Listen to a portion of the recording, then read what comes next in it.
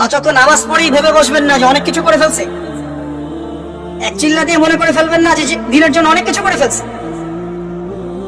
একটা হজ করেছেন, ওমরা করেছেন, সিয়াম রেখেছেন, দিনের জন্য দান সদকা করেছেন, একটা মাদ্রাসা মসজিদ করেছেন, ভেবে বসবেন না আপনি সব অনেক কিছু করে ফেলেছেন এবং অন্যরা সব পাত্রোষ তেলা পোকা, ওরা জাহান্নামে যাবে, এমনটা মনে করবেন। জানি না আমরা যে কার আমলের কতটুকু আল্লাহর কাছে কবুল হচ্ছে। তো এখানে এই ব্যক্তির সমস্যা ছিল এই, সে নিজের আমলটাকে অনেক ভারী মনে করছিল এবং সে স্টেটমেন্ট দিয়ে ফেললো যে তোকে আল্লাহ পাক মাফ করবে না।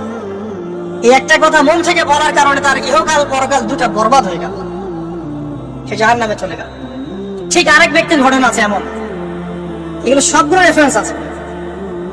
এক ব্যক্তি প্রচুর ইবাদত করত, আল্লাহ পাক তার ইবাদত করার জন্য পাহাড়ের চূড়ায় একটা সুন্দর ব্যবস্থা করে দিয়েছিলেন। সেখানে ডালিম গাছ হতো, ঝর্ণা আসতো, খাবারের কোনো অভাব নাই।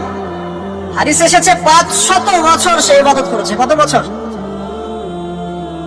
কিয়ামতের মাঠে এই ব্যক্তির অবস্থা এমন হবে, তাকে জান্নাতে প্রবেশ করানোর জন্য নিয়ে যেতে বলা হবে যাও আমার রহমতে জান্নাতে চলে যাও। আল্লাহ পাক তাকে কথাটা বলবেন, কিন্তু এই ব্যক্তি বলবে আমার আমলের কারণে আল্লাহ পাক বলবেন আমার রহমতে জান্নাতে চলে যাও। ব্যক্তি বলবে আমার আমলের কারণে। আল্লাহ রাব্বুল আলামিন তখন তাকে দেওয়া সমস্ত নিয়ামত গুলোকে এক পাল্লায় করবেন আর তার সমস্ত আমলকে আরেক পাল্লায় করবেন। তারপর দেখা যাবে আল্লাহর সমস্ত নিয়ামত তার একটা চোখের সমান হয় নাই। কথা কি বুঝতে পারছেন?